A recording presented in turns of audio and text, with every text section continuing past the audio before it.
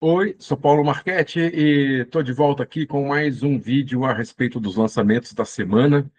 E neste vídeo eu vou falar dos lançamentos que aconteceram entre dia 22 e 28 de março, finalzinho de março. Separei aqui são 10 lançamentos que eu quero falar, mas eu separei 9 capas. Uma delas eu já vou falar, que é o Rock and Roll do Lobão, que ele lançou em 86. Eu não vou colocar a capa aqui, porque a capa é o Lobão e a Daniela, que era a namorada dele na época, e a Daniela, ela está com os seios de fora, então eu não sei se o YouTube vai censurar, vai tirar o vídeo, eu não entendo muito dessas políticas do YouTube, então eu preferi não colocar a capa do Rock and Roll, mas nessa semana do dia 22 a 28 de março de 86, o Lobão lançou então o Rock and Roll descasso dele, maravilhoso. Essa fase do Lobão é muito boa, Vida Bandida. Antes teve quando ele estava com os Ronaldos, Lobão e os Ronaldos.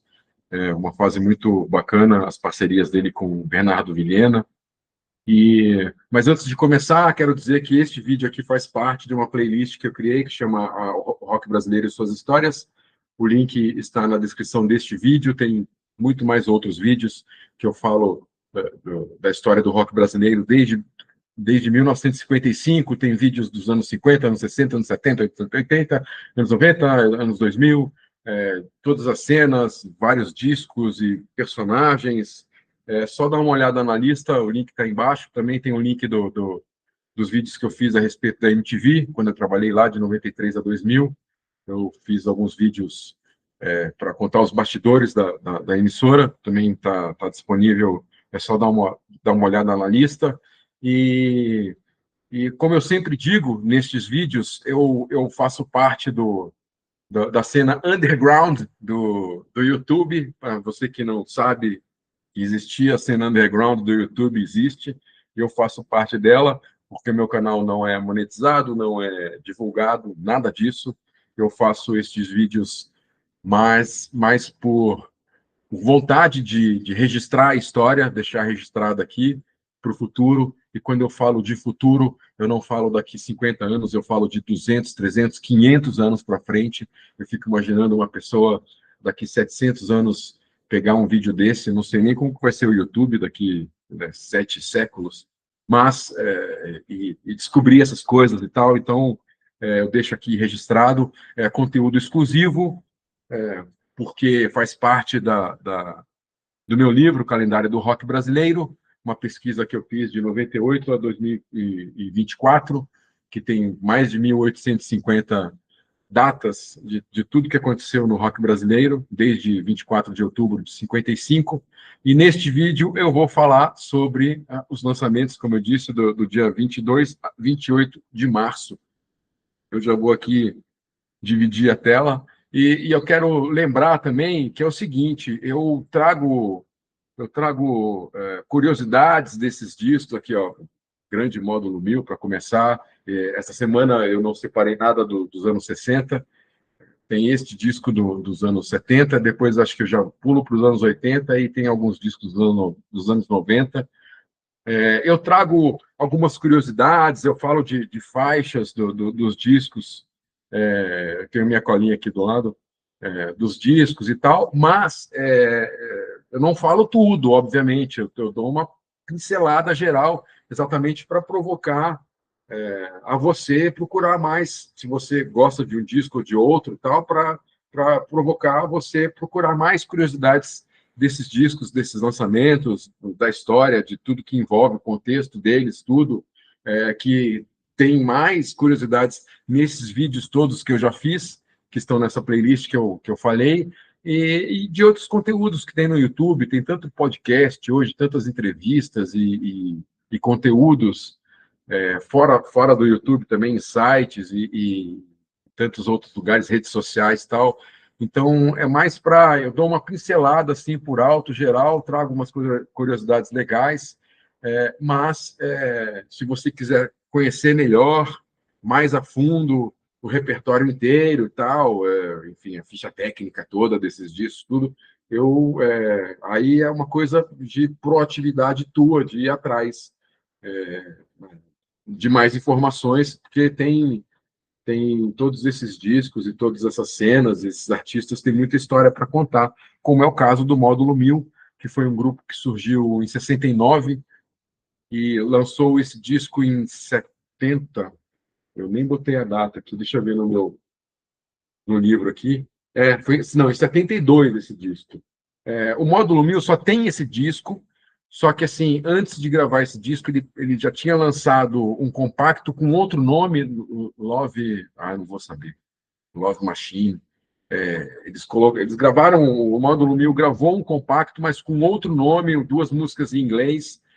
Também participou de diversas coletâneas, com uma faixa aqui, outra ali, às vezes faixa inédita, outras faixas foram tiradas deste disco, que é da Top Tape, um disco independente, e muito disputado, inclusive fora. Existe algumas gravadoras independentes gringas, se não me engano, até no Japão, que lançaram esse disco, até de modo pirata.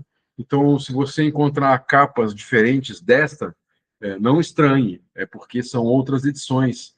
Inclusive, esta capa aí, ela é tripla, você abre assim 3 vezes, tem uma fotona tal da banda. Esse disco é maravilhoso. Não Fale com Paredes é a música que dá título ao disco. Tem uma música em latim que abre o disco, que eu não vou me arriscar aqui a falar o título, mas ela é muito boa também. Tem Salve-se Quem Puder, Espelho. É um disco muito bom. Tem, acho que são 2 músicas instrumentais e o resto é um timaço de músicos incríveis, todos de ponta. E o Módulo 1000 lançou este disco em 72. Em 73, se eu não me engano, a, a banda terminou e cada um foi fazer a sua história. Foram tocar com os outros artistas, se tornaram produtores, enfim, seguiram a vida e ficou esse registro maravilhoso. Esse disco é disputado à tapa, inclusive por colecionadores gringos, pessoal da Europa, tudo corre muito atrás desse disco. Eu não sei dizer quantas cópias, eu até procurei, vi entrevistas, tudo, nem os músicos sabem dizer quantas cópias foram feitas desse disco. E o que aconteceu com esse disco foi assim: ele foi gravado, o grupo teve liberdade absoluta para gravar do jeito que quisesse, tudo, gravou, só que o presidente da gravadora, da Top Tape, não gostou do disco, achou o disco ruim e tal, reclamou, eles até brigaram, e o disco ficou meio que na geladeira, demorou, não foi que eles gravaram e depois mixaram, masterizaram, fizeram a capa e tal, e lançaram. Não, teve uma demora de acho que quase um ano para ser lançado esse disco.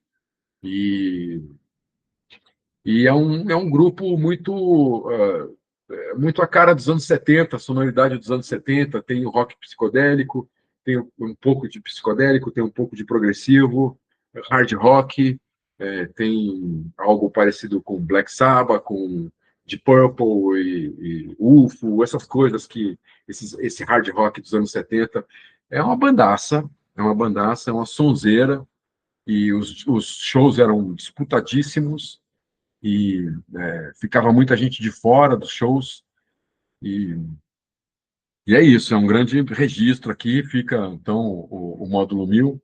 Opa. Seguindo aqui, como eu falei, já pulo para os anos 80, esse disco maravilhoso do Smack, o Smack que teve 2 registros só. Esse é o primeiro, que tem o Escandurra, tem do Ira, tem a Sandra Coutinho, da Mercenárias, Thomas Papon, do Fellini, o Pumps, que tocava com Itamar Assunção, tocava com o pessoal da Vanguarda Paulista. Eles se juntaram, fizeram um Smack, e esse disco ao vivo no Mosh é maravilhoso. Tem Fora Daqui, Onde Li, Desespero Juvenil, o disco inteiro é bom. Eu lembro que quando eu conheci Brasília, né, eu conheci o Smack pela revista Roll, quando saía notinhas e tal. É, Enfim, toda a cena paulistana, carioca, tudo que acontecia no Brasil saía na Roll, e ali que estavam as novidades daquela época, principalmente da primeira metade dos anos 80. E aí eu lembro que quando eu cheguei em São Paulo, eu sempre passei, a gente terminava o ano, a gente vinha para São Paulo, a família inteira, meus pais, minhas irmãs, a gente vinha para cá para passar Natal, Réveillon e passar as férias no litoral aqui de São Paulo.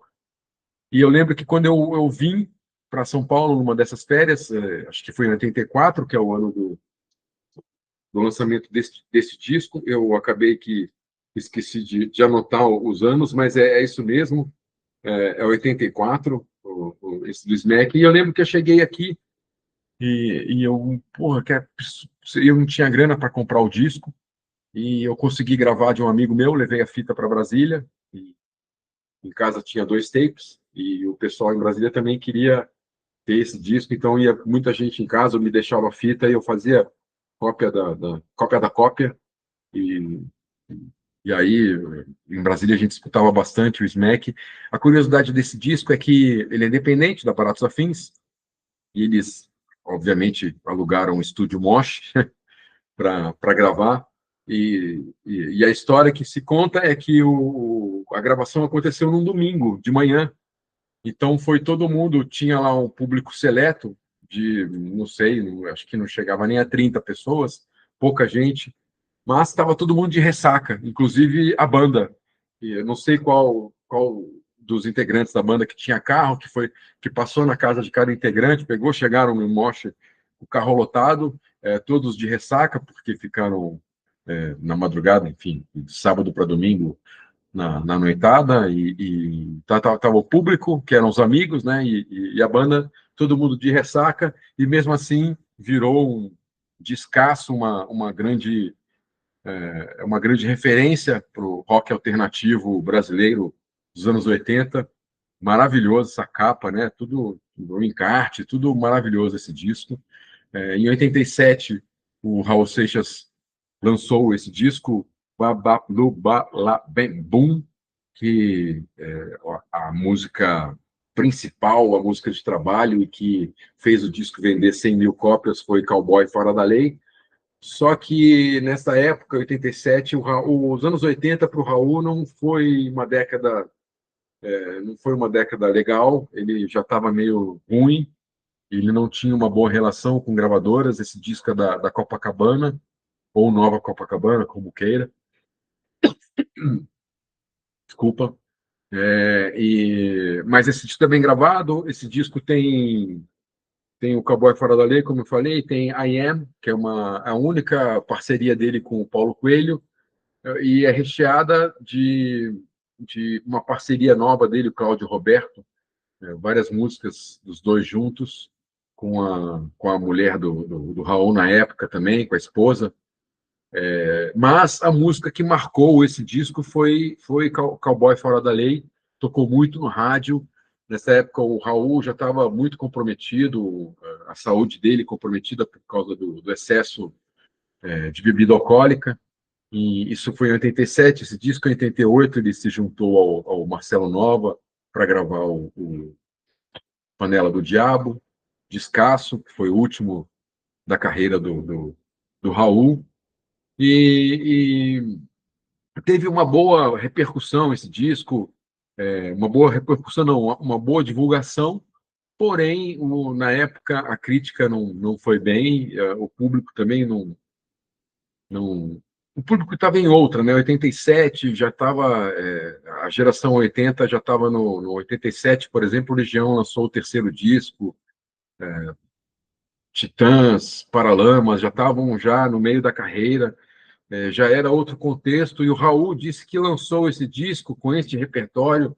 Ele é bem influenciado pelas palavras do Raul, estou dizendo aqui, bem influenciado por Beatles, Elvis e The Byrds, e ele gravou esse disco assim para falar para essa geração 80, o que era rock, porque o Raul não gostava muito dessa então nova geração, esses grupos, né, Paralamas, Titãs e tal.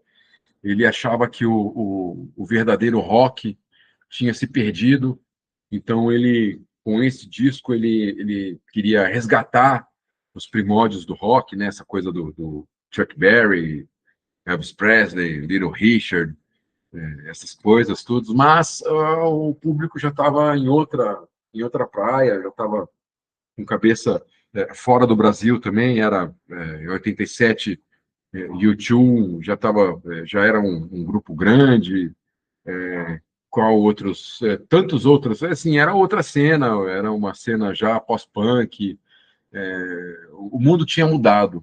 Então, assim, por isso o disco é bom, o disco é bem gravado, o repertório é legal, tudo, só que teve essa rejeição, acho que por conta dessa diferença de gerações, exatamente isso. Mas, de qualquer forma, vendeu 100 mil cópias. O Raul ganhou o disco de ouro. Se eu não me engano, foi o único. Eu posso estar enganado aqui, foi o único disco de ouro que o Raul ganhou desta década, desses lançamentos todos dos anos 80. Este aqui é um disco de 88. Quem me acompanha, tanto no Sete Doses de Cachaça, quanto nos meus vídeos, sabe que eu não sou nem um pouco fã de RPM, não gosto. Eu era muito amigo do PA. PA era, pô, do coração, quando o PA formou o Mapa, que depois se tornou Neandertal, nos anos 90, junto com o Lee Marcucci. Eu estava muito próximo a eles e a gente ficou muito amigo. Uma vez eu fui para a casa do PA, ele me chamou, ele queria lançar, ele estava ruim de grana, estava numa pior, assim, estava depressivo, tudo. Eu não sei dizer que ano que foi, mas foi nos anos 90. E aí ele queria lançar uma biografia. Ele falou, pô, será que a gente não consegue ganhar uma grana fazendo biografia? Eu falei, olha, ganhar uma grana a gente não vai ganhar a grana, mas você vai ganhar uma notoriedade aí, quem sabe você ganha um destaque na mídia, com a divulgação, tudo, você consegue fazer outros trabalhos, aparece grana, tudo, mas a gente tem que falar do RPM no livro. Ele, pô, não queria envolver os caras. Eu falei, pô, mas esperar, pelo amor de Deus, cara, como que a gente vai gravar, vai fazer uma biografia, uma biografia sua, sem falar de RPM? É impossível, né? Aí a ideia desandou, e mas foi isso. Esse disco é uma porcaria, desculpa falar, desculpa a minha sinceridade brutal, mas ele é uma porcaria mesmo. O próprio Poladian, que era o empresário do grupo na época, falou isso. Perguntaram uma vez para o Poladian, na época, pô, por que não vendeu? Então, esse disco, ele vendeu acho que 300 mil cópias. Eu não sei se chegou a disco de platina, que eram 500 mil cópias. Mas para o RPM, que tinha vendido mais de 3 milhões de discos do Rádio Pirata, que é o disco anterior ao vivo, vender 300 mil cópias era um fracasso. E aí perguntaram para o Poladian, pô, por que só? Porque aí o Poladian falou, não, vendeu isso aí, esse número, porque o disco é ruim. E é mesmo, não tem uma música que salva. Eu gosto de uma música só, que é a Partners. Tem, até separei aqui, deixa eu ver. Tem Quarto Poder e Partners. Foram as duas músicas que eu separei para comentar. Assim, e o grupo ele estava num momento muito, não estava legal a relação dos quatro. Depois da intensidade que foi a turnê e tudo que aconteceu com o RPM, o Rádio Pirata, tanto o primeiro disco quanto o Rádio Pirata, a história deles é muito intensa, é muito sexo, drogas e rock and roll. E eles brigaram, se separaram, aí depois voltaram, e aí gravaram um single do tamanho de um vinil, né? Mas são duas músicas em parceria com o Milton Nascimento. Foi lançado um disco de vinil grande, né? Com capa dupla, todo bonitão, preto e tal, com essas duas músicas que são uma porcaria também, para marcar a volta dessa briga e tal. Eles fizeram a RPM Discos, que só lançou um disco que foi o do Cabine C, um disco bom também, inclusive, o Cabine C, mas foi o único lançamento dessa gravadora que eles inventaram, no meio dessa turbulência toda, desse tsunami que estava acontecendo, eles ainda fizeram esse selo, né, que só piorou a relação deles todos. E aí eles conseguiram, o pessoal em torno do RPM, Milton Nascimento, gravador, empresário, tudo, conseguiu reunir o grupo de novo. Não, vamos continuar, vamos lá, vocês são bons, vamos fazer um disco novo, tudo.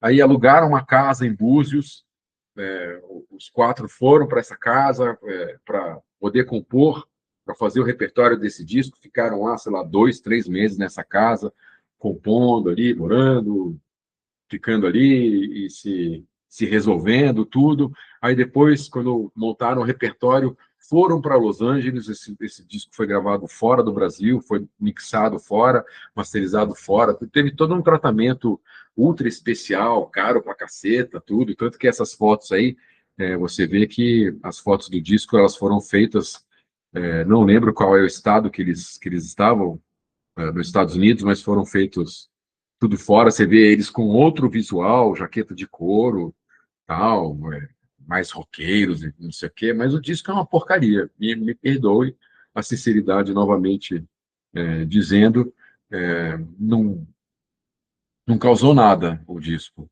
Eu acho que a música Partners tocou um pouco na rádio, mas também não aconteceu nada, assim, foi um fracasso total de crítica, de público, de show, de tudo, assim. O RPM também já tinha, em 88, já tinha passado a onda do RPM, porque foi tão intenso, aquela coisa de adolescente, de comprar revista, programa especial na Globo, na Manchete, revistas especiais, revista pôster, álbum de figurinha, sabe, tudo que podia fazer, bonequinho, tal, não sei o quê, e isso aí passou. As adolescentes que eram fãs do RPM cresceram tudo, e nessa época, em 88, 89, ninguém mais queria saber de RPM, e esse é o contexto desse disco, estranho, vamos dizer assim, do RPM. E aí, depois que eles vieram, o RPM, acho que só depois, nos anos 2000, depois daquela volta que eles fizeram em 2002, 2003, que eles lançaram mais uma vez, eles lançaram o primeiro disco, aí o repertório do primeiro disco foi gravado no Rádio Pirata, aí depois, em 2002, eles voltaram para fazer aquele show especial na MTV, que é o repertório do primeiro e do rádio, ou seja, eles têm 3 discos na discografia do RPM que são praticamente o mesmo repertório, sabe? Eu não posso ficar falando de RPM, porque.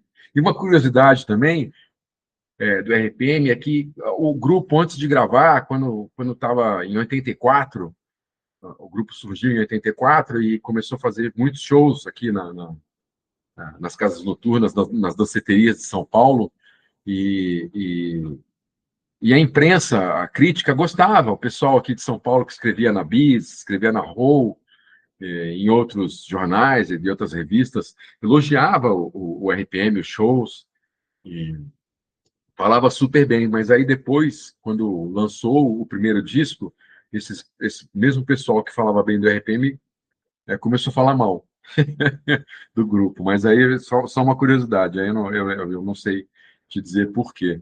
Esse disco do Serguei, o Serguei, que é uma figura muito emblemática para o rock brasileiro. O Serguei tem 2 discos, na verdade, 2 LPs e alguns compactos. O primeiro lançamento da carreira dele foi em 66, um compacto. Aí depois ele lançou acho que mais uns 2 compactos. E aí em 91 ele conseguiu, finalmente, em 91, conseguiu um contrato com uma gravadora. E foi em 91 que aconteceu o Rock in Rio 2, que rolou no Maracanã. E entre os artistas nacionais teve eliminatórias, para escolher artistas para tocarem no Rock in Rio, e o Serguei foi um dos escolhidos. Ele fez um dos shows, desculpa a trava-língua, um dos shows, de abertura do Rock in Rio, não lembro qual, e na sequência ele gravou esse disco que tem, é um repertório bacana, tem, cadê? Eu botei aqui, Rolava Betânia, que é Roll Over Beethoven, que era do Little Richard, se não me engano, Mercedes-Benz, da Janis Joplin, e tem uma música chamada Não Tem Jeito, que é Satisfaction, uma versão de Satisfaction do Stones. E para quem não sabe, o Sergei, ele deu uns beijos e tal, namorou a Janis Joplin quando ela esteve no Rio de Janeiro. Ele a conheceu, eles ficaram juntos e tal, tiveram um relacionamento relâmpago, e ele ficou muito famoso por conta disso também. E é uma figura emblemática do nosso rock. E assim como o disco do Raul, que eu mostrei aqui agora, esse disco do Serguei também, ele é muito calcado nesse rock dos anos 50, dos anos 60, muito bem gravado, E é um presente, assim, para a gente, é um bom registro histórico, sabe? Não fez sucesso, nada. O Sergei ele era um artista que ficava à margem de tudo que acontecia no mainstream, era um artista, alguns dizem, um marginal, né, tal. Eu não gosto muito dessa palavra porque pode se confundir, né? Tem outras interpretações desse nome, mas eu só quero dizer que o Sergei ficava à margem, né, do que acontecia no mainstream. Então, esse disco foi lançado, bacana, um bom registro de tê-lo, está aqui, inclusive, deixo aqui registrado essa capa, essa foto sensacional, era uma figuraça, e ainda bem que temos esse disco. Aí depois ele lançou um outro disco, um long play também, com várias músicas, e que foi bancado pelos Hells Angels do Rio de Janeiro. É uma história legal, mas quando chegar a história, a vez desse segundo disco, eu conto. Indo para os anos 90, esse aqui é o primeiro disco do Skank. O Skank lançou esse disco de forma independente, já numa época que era CD, então eles fizeram uma prensagem em CD, e a princípio independente mesmo, assim, eles que bancaram, eles que gravaram em BH e mandaram para a fábrica para prensar tudo, fazer, e eles iam nos bares, né, o Samuel Rosa, Lelo, todo mundo do grupo, Haroldo, o Henrique, eles iam nos bares de Minas para deixar os CDs para vender, iam nas mesas e tal, para eles mesmos faziam a venda. E os shows do Skank, antes do Skank ficar famoso, já eram procurados em Minas, em BH. O primeiro show que o Skank chegou a tocar em São Paulo, mas ainda como pouso alto. Não lembro se tinha, talvez em 90, 91, não lembro. Numa noite que tinha no Aeroanta, chamada Reggae Night, e o Skank já veio, já era a formação do Skank, só que ainda chamava Pouso Alto, e aí o Skank lançou esse disco, e um ano depois, esse disco é de 92, o lançamento independente, aí em 93 a Sony contratou o Skank e relançou esse disco do mesmo jeito que ele estava, igualzinho, a capa, tudo, só que aí com a distribuição da Sony, tudo, aí o resto é história. E o Skank foi o primeiro grupo dessa geração MTV a lançar um disco, que foi exatamente esse, que tem boas músicas, né? O Homem que Sabia Demais, Baixada News, Indignação, Gentil Loucura. Eu sou muito fã de Skank, adoro, principalmente, já falei aqui em algum vídeo, principalmente das músicas pouco conhecidas. Gosto muito das letras, eles são sensacionais. Eu acompanhei a carreira por causa da MTV, e aí depois, em 2009, fiz um especial Skank Nando Reis, que está aqui no meu canal botei tanto a apresentação especial, que foi feita para o VH1, canal, VH1, e são dois programas, a apresentação, né, o Skank com o Nando Reis, tocando as composições do Nando Reis com o Samuel Rosa, e tem um programa especial que eu mostro, o documentário que mostra os bastidores da preparação desse show, os ensaios e tudo, que eu, que eu faço uma entrevista com o Nando Reis, faço uma entrevista com o Skank, que eles contam esse início, o Pouso Alto, como eles se conheceram, tudo, o Henrique Portugal, que chegou a tocar no Arise e no Carlos AD, se não me engano, Sepultura, fazer uns efeitos sonoros com os teclados. Tá tudo nesse especial aí, o próprio Henrique conta essa história. E esse disco é demais, eu gosto muito da carreira do Skank, eu gosto muito dos discos do Skank. Outra banda dos anos 90, também da geração MTV, Patofu, esse disco é de 98, é um descasso também, já uma super produção. Tem a Necrofilia da Arte, que é uma parceria do Rubinho Troll com o Gilberto Gil. Tem Antes que Seja Tarde, Eu Sei, do Renato Russo, Legião Urbana gravou, né, do terceiro disco. Tem Tempestade, do Mascavo Roots, duas músicas de artistas de Brasília. E tem a participação de André Bujanra, do Educar, do James Miller, fazendo percussão, e de tantos outros artistas. O James Miller, ele tocou no Karnak, James Miller tocou na Patife Band. O primeiro disco da Patife Band, que é independente, lançado pela Baratos Afins, é com James Miller na bateria. Discover a Máfia tem o James Miller. Eu sou muito fã do James e ele participa desse disco, que é muito bom. Sou muito fã do John também, que a história do John começou em 82, com o último número, depois do Sex Explícito, aí depois que ele fez o Patofu. É uma história riquíssima também, esse disco é muito bom. Mesmo sendo de 98, eu não sei dizer se é o quarto, talvez seja o quarto disco do Patofu, mas já é um quarteto, né? E é ótimo. Televisão de cachorro é aquela coisa do daquele, daquele forno de padaria de frango, né? Que fica o frango rodando lá e o cachorro fica ali parado vendo o frango. É bem isso.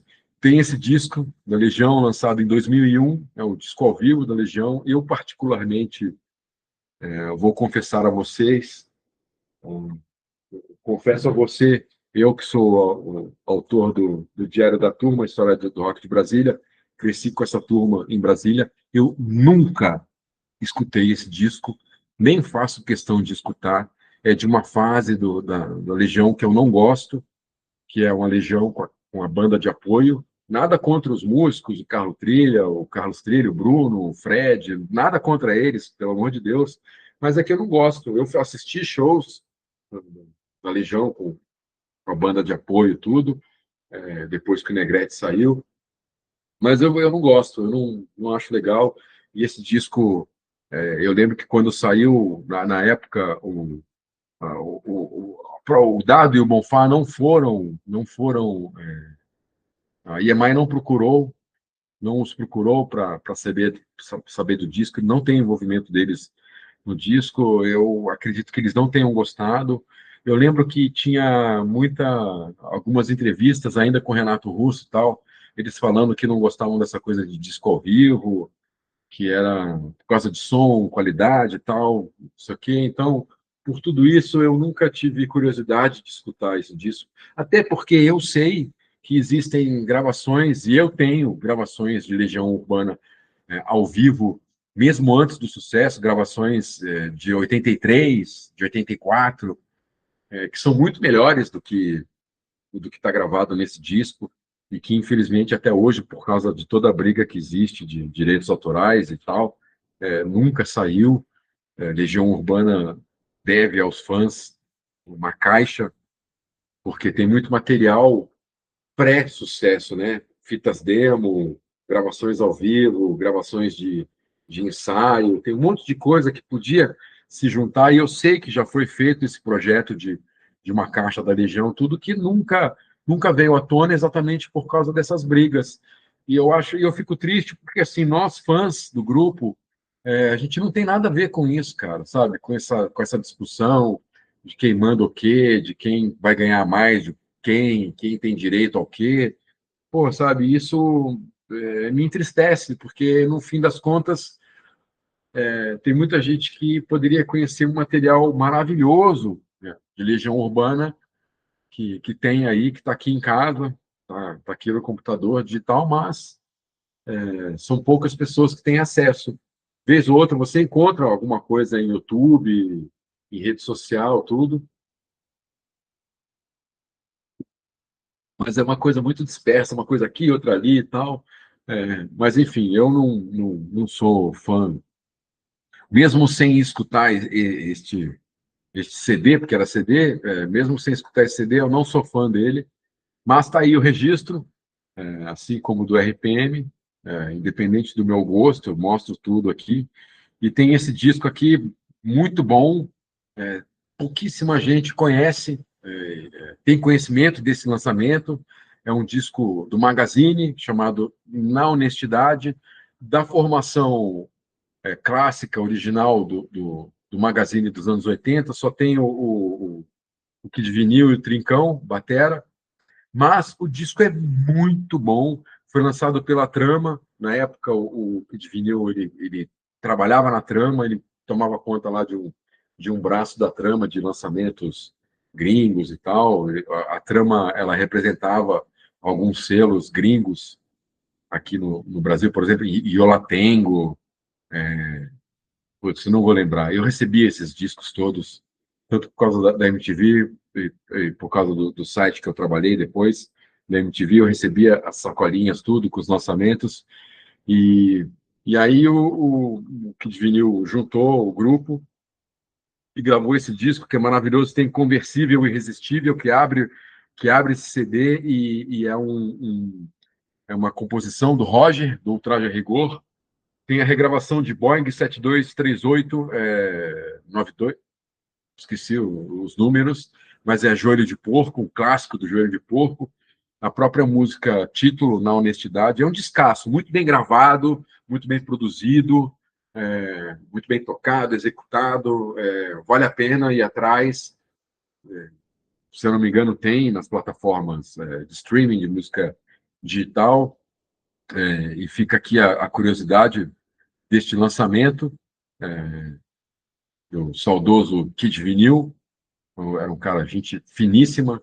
A gente, nos meus últimos momentos da MTV, os últimos meses da MTV, eu trabalhei com o Kid Vinil, não diretamente, mas o Kid estava na MTV. Eu não lembro o que ele apresentava na MTV, mas a gente se esbarrava lá, tudo.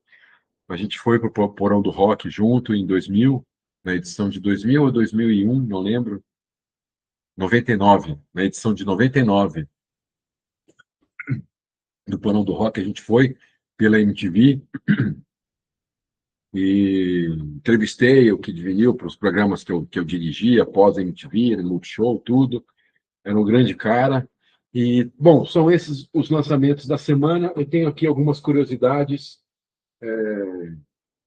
que eu preciso abrir aqui o calendário do rock para detalhar melhor essas curiosidades que eu separo para o final de cada vídeo deste.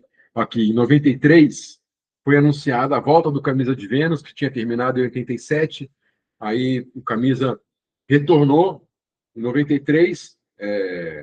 Sim, e o disco do Magazine, na Honestidade, que eu mostrei, ele foi lançado 19 anos depois daquele primeiro disco do Magazine, que tem Ele é Boy, Adivinhão, Tique Nervoso e tal. Então é um disco que tem um gap de 19 anos, imagina. O primeiro é de 83 e este disco, na Honestidade, é de 2002. Mas, enfim, então em 93, o Camisa de Vênus voltou, Marcelo Nova, com o Gustavo, praticamente quase que a formação original, só não tinha o batera, o Gustavo Millen na guitarra, o Robério no baixo, o Carl Rummel na outra guitarra, o Paulo Calazans no teclado e o Franklin Paulilo na bateria. O Franklin Paulilo que fez parte do Tutti Frutti, gravou Fruto Proibido, gravou Entradas e Bandeiras. E eu vi essa formação ao vivo, matadora, assim, de cair o queixo mesmo, muito bom, mas acho que infelizmente não tem nenhum registro ao vivo dessa formação do Camisa. Aí, assim, voltou em 93, eles voltaram, eu não lembro se deve ter tido algum lançamento de cabeça que eu não sei agora. Aí depois o grupo terminou e tudo. Aí só nos anos 2000 que o Camisa voltou mesmo, definitivamente rolou uma volta que está aí até hoje. Esse vídeo eu gravo em março de 2026 e o Camisa tá na ativa, fazendo shows e tudo. Ó, em 98 foi anunciado que duas novas gravadoras brasileiras estavam em formação, a Abril Music e a Trama. A Abril Music veio com força total, lançou Capital Inicial, Titãs, putz, teve um casting bacana. A Abril Music durou pouco. Deixa eu terminar aqui. A Abril teve em seu cast nome como Capital Inicial, Los Hermanos, CPM 22, Rita Lee, Bruno e Marrone, e durou até 2003. A Trama trabalhou com Otto, Nação Zumbi, entre outros tantos artistas, e a Trama encerrou suas atividades em 2013.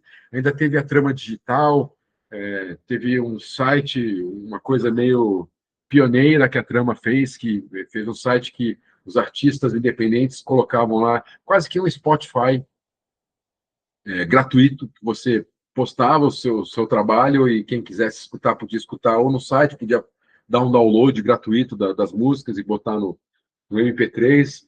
um trabalho bem legal da trama. Tem essa curiosidade, então, também em 93, após o show de Emerson Lake and Palmer no Rio de Janeiro, Renato Russo tentou entrar no camarim para cumprimentar os músicos, mas foi agredido por seguranças e jogado ao chão. Renato Russo teve escoriações pelo corpo e luxação numa de suas vértebras. Apesar disso, ele não deu queixa na polícia.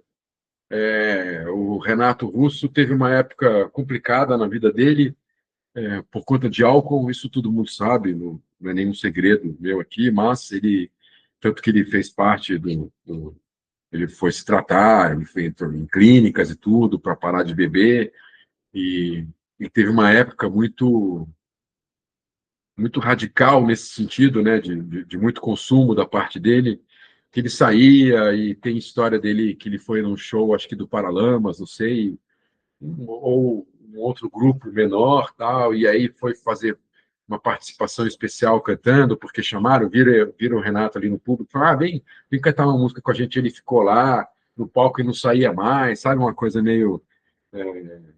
Tem muitos relatos, assim, do pessoal do Rio de Janeiro, nessa época que o Renato saía na night, e consumia álcool e tal, e histórias não muito legais. Mas continuando aqui, em 83 rolou no Circulador o primeiro festival de punk rock do Rio de Janeiro, influenciado pelo Começo do Fim do Mundo, que aconteceu em 27 e 28 de novembro de 82, no Sesc Pompeia, em São Paulo. Aí o Circulador resolveu também fazer um festival punk, e aí rolou esse primeiro festival punk que participou Inocentes, Cólera e Psicose, São Paulo, Ratos de Porão também, e do Rio de Janeiro, Coquetel Molotov, Eutanásia e Descarga Suburbana. E quem abriu o festival foi o Paralamas do Sucesso. A curiosidade fica por conta do fato do Herbert Viana ter dado uma guitarra dele para o João do Ratos de Porão, que foi fazer esse show no Circo Voador. Eu acho que o João tocou numa guitarra emprestada, não sei, que o Herbert viu e falou, pô, você não tem guitarra, você não tem instrumento, o que aconteceu? Tá, não sei o que, toma, fica com a minha guitarra, foi uma coisa bem bacana que o Herbert fez. Então fica aí também o registro desse primeiro festival punk de, do Rio de Janeiro, e, e foi isso. Aqui, ó, em 72 aconteceu no Teatro da Praia, no Rio de Janeiro, show de lançamento do primeiro álbum do Módulo 1000, como eu falei, Não Fale com Paredes, um dos grandes clássicos do rock brasileiro. E aí tem os destaques aqui. Mas é isso que rolou, então. Deixa eu ver se eu... Ah, sim, e tem também o fato que aconteceu em 78, não estou achando aqui, mas foi em 78 que o Arnaldo Batista saiu do Patrulha do Espaço. O Arnaldo que montou este grupo, Patrulha do Espaço, aí gravou Elo Perdido, gravou Faremos uma Noitada Excelente, que é um ao vivo. Esses discos não foram lançados nos anos 70, foram lançados só nos anos 80 pela Baratos Afins. E o grupo, ele ficou acho que um ano no grupo. O grupo foi formado em 77, um ano e pouco, tal, quase 2 anos mais ou menos. E aí, nessa semana de 22 a 28 de março de 78, o Arnaldo Antunes anunciou a saída dele, do Patrulha do Espaço. E é isso. E para finalizar as curiosidades, em 61, a Celi Campelo também anunciou que 1961 seria o último ano de carreira dela como artista musical, porque ela ia se casar e ia parar de gravar disco, enfim, de fazer essas coisas. Hoje em dia, tem gente que vê essa notícia, que a Celi Campelo deixou a carreira de lado para poder casar e fica assim, oh, meu Deus, como assim? Pode fazer isso? Mas era o contexto da época, era o marido dela, o namorado dela, com o noivo dela, com qual ela casou, era namorado desde a época de adolescente, não era uma história recente, então tinha todo um contexto aí no, na história do casal, e ela resolveu por ela mesma que que ia encerrar a carreira, ia tocar a vida de dona de casa, ter filho, tudo, e foi realmente o que aconteceu. Ela voltou nos anos 70 por conta do sucesso da novela Estúpido Cupido, da Rede Globo, que estreou em 76. Ela voltou à tona por causa da trilha sonora da novela, que tinha Banho de Lua, Estúpido Cupido, né, o próprio nome da novela. Então ela participou de alguns programas, cantando ao vivo ou fazendo playback, tudo. Chegou a fazer alguns shows, tudo, mas realmente ela abandonou a carreira e o anúncio e esse anúncio aconteceu exatamente nessa semana de 22 a 28 de março em 61. O primeiro lançamento da Celi Campelo foi em 58, então ela teve uma carreira curta de 58, 59, 60, 61. Mas, como eu já disse em outros vídeos, este momento do rock brasileiro, apesar de ser o início do rock brasileiro, era muito intenso. A Celi Campelo, ela é pioneira não só no Brasil, mas ela foi uma das primeiras roqueiras mulher no mundo. No mundo, eram poucos. Em 58, se você for atrás e fizer uma pesquisa no Google, você não vai achar mais do que 3 ou 4 mulheres, no máximo, que tinham gravado e lançado alguma coisa em 58. E a Celi Campelo é uma delas. Então, ela é pioneira mundial. E era muito intenso, assim, era muita. Já falei disso aqui, que como eram poucos os artistas de rock, eles eram muito requisitados em programas de rádio, programas de televisão, revistas, em tudo, em tudo. A própria Celi teve um programa que ela comandava, que ela era apresentadora. O Tony Campelo, ele, ele tinha uma banda Ritmos OK, que era a banda base desse programa, que recebia os artistas e ele que acompanhava com essa banda os artistas. Então, ela teve esses curtos 58, 59, 60, 61, 4 anos de carreira só, mas muito intensos. Muita gravação, muito lançamento. E como eu disse no começo do vídeo, se você quiser saber mais curiosidades de todos esses discos que eu mostrei, de todos esses álbuns que eu mostrei, dos artistas e tudo, é só ir atrás. Tem muita informação, não só no YouTube, mas em todos, nas redes sociais, em tantos outros sites, blogs e podcasts e tal. Mas o importante é isso, é deixar registrado esses lançamentos, toda essa história. E tem mais vídeos da história, de toda a história do rock brasileiro, desde 55 até atualmente, nesta playlist minha, que é o Rock Brasileiro e Suas Histórias. Lembrando que este material que eu gravo semanal, ele é exclusivo por conta do calendário do rock, que 1850 datas, mais ou menos 1850 datas, muito material inédito e exclusivo que tem aqui também. Basicamente a biografia do rock brasileiro, isso aqui. Eu conto a história do rock brasileiro. Tem muito artista que ninguém nunca ouviu falar que está aqui. Não vou nem nominar. Nesses vídeos semanais que eu tenho feito, eu vou chegar em todos esses artistas que não são hoje, são infelizmente muito esquecidos. Mas é isso. Espero que você tenha gostado deste conteúdo. Eu agradeço a companhia e convido mais uma vez a conhecer os outros vídeos das outras playlists que tem aqui no meu canal do YouTube. A gente se vê. Se você quiser este livro, e tanto este livro quanto o Diário da Turma, é só mandar um e-mail que está na descrição do vídeo. Ele é independente, eu só vendo o calendário do rock brasileiro por e-mail, não tem outra forma. Então é só mandar um e-mail para mim que eu respondo logo na sequência. E eu agradeço a companhia de vocês, a tua companhia, aliás, e a gente se vê num próximo vídeo. Obrigado, um beijo e um abraço.